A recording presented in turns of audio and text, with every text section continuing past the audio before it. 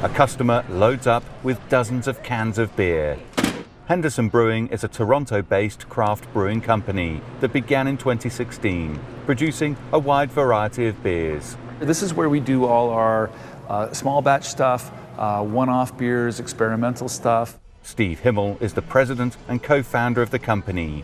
He says there are a whole host of challenges for brewers when dealing with a perishable product like beer. One of the hardest decisions any small brewer has to make when you're looking at a tank full of beer, you've got 6,000 liters of beer and it's not right, and you've got to make the decision to pour that down the drain. On top of already high taxes and supply chain concerns, breweries are facing another potential impact: the threat of 25% tariffs by the US on all Canadian products. Then there's the potential added 25% tariffs on Canadian steel and aluminum, as well as the likely counter tariffs by Canada on US goods. The key issue for beer companies: most of the product is sold in aluminum cans. Today in Canada, over 80% of what we call packaged beer is sold in cans. The threat of these tariffs, and specifically on aluminum, have already impacted costs. So there's a benchmark price of aluminum that has already increased by 50% year to date in 2025.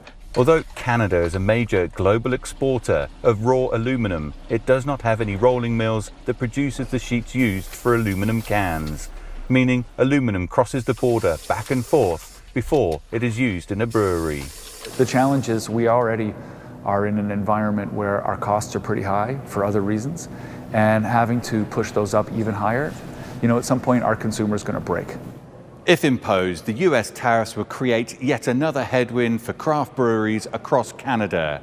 And there is a genuine fear, especially if the tariffs remain in place for any length of time, that many of the smaller craft breweries may not survive. The big breweries, which in Canada are owned by multinationals, they have the cushion to ride this out.